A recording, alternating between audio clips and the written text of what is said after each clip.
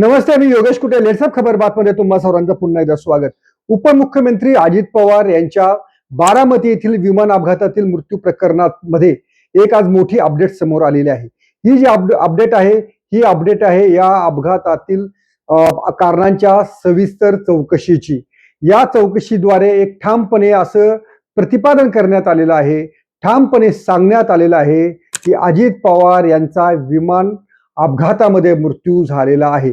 या अपघातामध्ये घातपाताची शक्यता अजिबातच नाही किंवा घातपाताचा उल्लेख याबाबतच्या चौकशीमध्ये समोर आलेला नाही.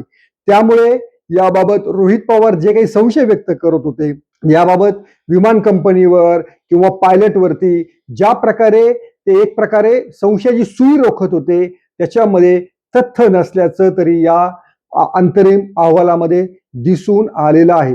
हे जरी खरं असलं की तो हा घातपात नाही, पण केवळ दोन अशा किरकोळ चुका आहेत की ज्याच्यामुळे अजित पवार यांच्यासह इतर मंडळींचा या विमान अपघातामध्ये मृत्यू झाला. या दोन इतक्या अशा क्षुल्लक चुका आहेत असं आपण म्हणू शकू.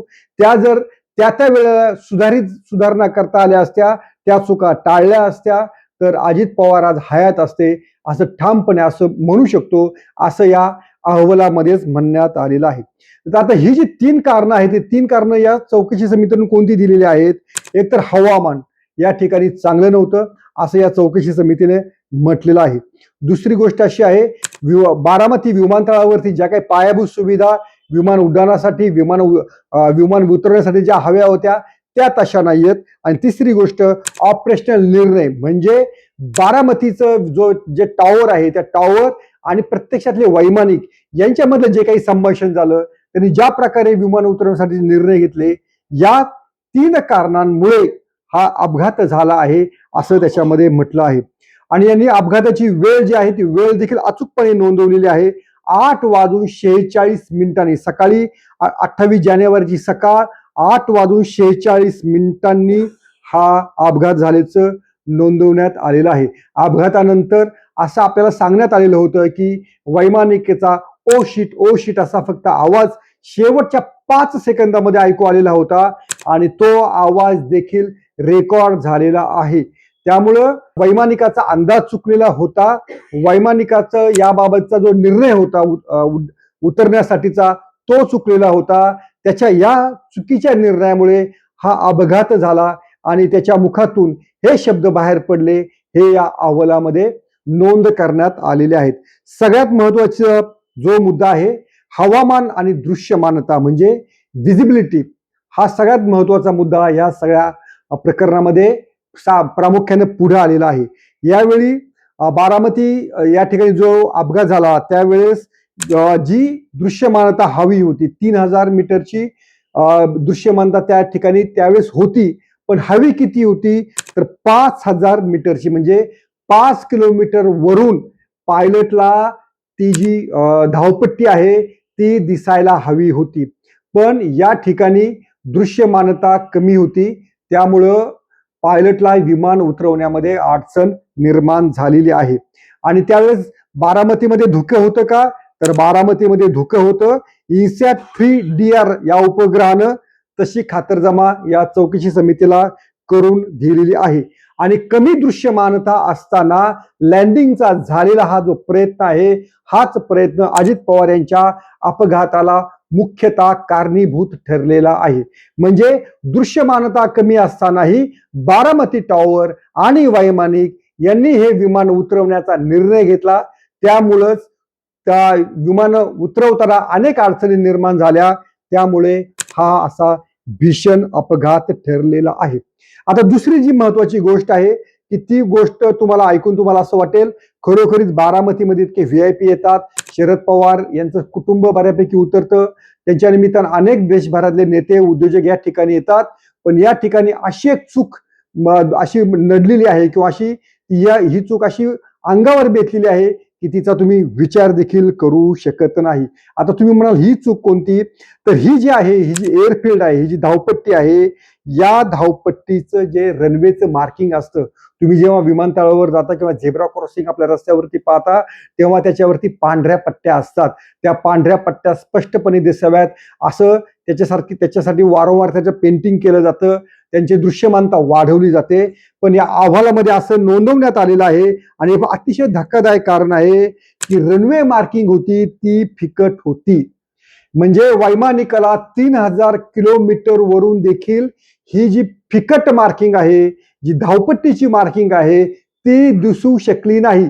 त्यामुळेच त्याचा तो जो आहे तो त्या धावपट्टीपासून 50 मीटर पलीकडे सरकला गेला, एका झाडाला धडकला. ते विमान झाडाला धडकलं आणि त्याच्यामुळे तो अपघात झाला.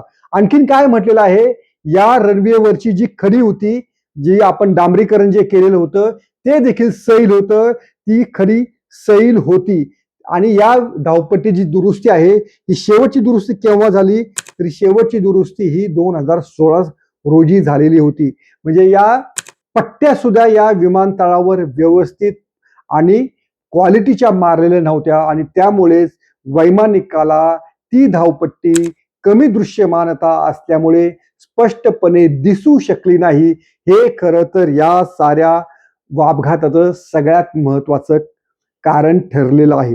तिसरी गोष्ट अशी आहे की रोहित पवार यांनी आपल्याला सांगितलं होतं किंवा त्या सुरुवातीच्या प्राथमिक अहवालामध्ये देखील आलेलं होतं की त्याला पहिल्यांदा धावपट्टी दिसू शकली नव्हती. त्यामुळे गो अराउंड म्हणजे विमानतळाला एक फेरी मारण्याचा निर्णय घेतलेला होता आणि कारण त्याला धावपट्टी दिसत नव्हती. पण दुसऱ्या प्रयत्नामध्ये त्यानं ते विमान उतरवण्याचा प्रयत्न बारामतीमध्ये केला आणि ते केल्यानंतर फील्ड इन साईट असा रिपोर्ट दिला की मला धावपट्टी आता व्यवस्थित दिसते आहे, असं जेव्हा त्या वैमानिकाने सांगितलं आणि त्या संदेशाची किंवा त्या कम्युनिकेशनची देखील नोंद झालेली आहे. पण मात्र त्यानंतर बरोबर 10 ते 15 सेकंदातच शेवटचा रेडिओ कॉल झालेला आहे, ओ शीट आणि तात्काळ नियंत्रण गमावल्याचा संकेत किंवा मेसेज या बारामती टॉवरला मिळालेला आहे. आणि हे जे विमान हे धावपट्टीपासून 50 मीटर अंतरावर असलेल्या झाडाला आधी धडकलं, नंतर खाली कोसळलं. प्रचंड असा आवाज झाला, प्रचंड अशा ज्वाळा पेटल्या आणि त्याच्यामध्ये अजित पवार यांच्यासह इतर विमान क्रू हा त्याच्यामध्ये जळून खाक झाला. म्हणजे हा जर एक दोन गोष्टी तुम्ही जर पाहिल्या, त्या धावपट्ट्या जर व्यवस्थित असत्या आणि जर दृश्यमानता व्यवस्थित नव्हती तर त्यानं ते विमान पुणे विमानतळाकडे जर नेलं असतं तर हा अपघात टळला असता, असं साधारणपणे या अहवालातून आपण निष्कर्ष काढू शकतो. या वैमानिकांना पुरेसा अनुभव होता का, तर हा अनुभव होता. याच्या आधी त्यांनी बारामतीला लँडिंग केलेलं होतं का, तर याच्या आधी हे बारामतीला लँडिंग केलेलं होतं.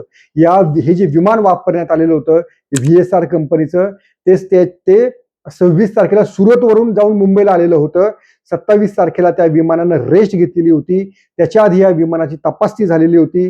टेक्निकल टीमला विचारण्यात आलेलं होतं आहे या चौकशीमध्ये की या विमानामध्ये काही टेक्निकल प्रॉब्लेम होता का, तर त्याचं उत्तर देखील नकारार्थी आलेलं आहे.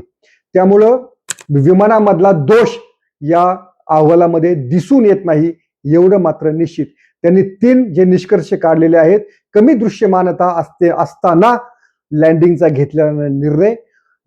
असा निर्णय घेतलेला असतानाही त्या विमानतळावरती त्या वैमानिकाला धावपट्टी दिसू शकली नाही.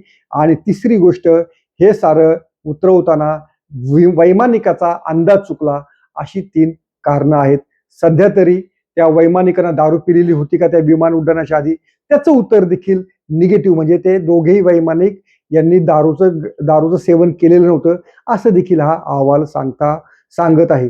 त्यामुळं एक निर्णय जर झाला असता की कमी दृश्यमानता असताना विमान उतरवलं नसतं, ते पुण्याकडे नेलं असतं, पुन्हा मुंबईकडे नेलं किंवा मुंबईकडे नेलं असतं, तर अजित पवार यांचा जीव वाचला असता, असं या अहवालातनं ढळढळीतपणे स्पष्टपणे दिसून येत आहे. त्यामुळं सॉरी असंच आपण या सगळ्या प्रकरणाबद्दल म्हणू शकतो, असंच हा रिपोर्ट सांगत आहे. आता याच्याबाबत रोहित पवार पुन्हा सोमवारी प्रेस कॉन्फरन्स घेऊन आणखीन खुलासे करणार आहेत. पण सध्या तरी हा अहवाल हा घातपात नसून अजितदादांचा विमान अपघाताचा मृत्यू झाल्याचं सांगत आहे. तर बघूया या प्रकारामध्ये पुढे काय काय घडतं आहे. पण हा अहवाल खरोखरीच गंभीर आहे आणि एक छोटीशी चूक अजितदादांसारख्या नेत्याला आपल्यातनं नेऊ शकते, त्यांचा जीव गमावू शकते, हे देखील दिसून आलेलं आहे. पाहूया याच्यामध्ये काय काय पुढे घडामोडी घडतात. तोपर्यंत पाहत राहा लेट्स अप मराठी. सोशल मीडियाच्या भाऊ गर्दीत विश्वासार्हतेने चकाकणारे नाव म्हणजे लेट्सअप मराठी. सगळ्यांना, सगळ्या नागरिकांना ती स्पीच, ती right लेट्सअप आहे. वरील मुलाखती म्हणजे विचारांचा खजिना. त्यानंतरच्या निवडणुकीमध्ये मला सोडून गेले. बातम्या केवळ वस्तुस्थिती सांगणाऱ्या, न प्रोपगंडा, फक्त जनतेचा अजेंडा. क्योंकि आने वाला कल जाने वाला है, जाने वाला कल आने वाला है. राजकारण, मनोरंजन असो की क्रीडा क्षेत्र, महाराष्ट्राची स्पंदने संवेदनशीलतेने टिपणारे माध्यम म्हणजे लेट्सअप मराठी. जगासोबत एक पाऊल पुढे राहण्यासाठी लेट्सअपचे ॲप, सोशल मीडिया आणि वेबसाईट सोबत कनेक्टेड रहा.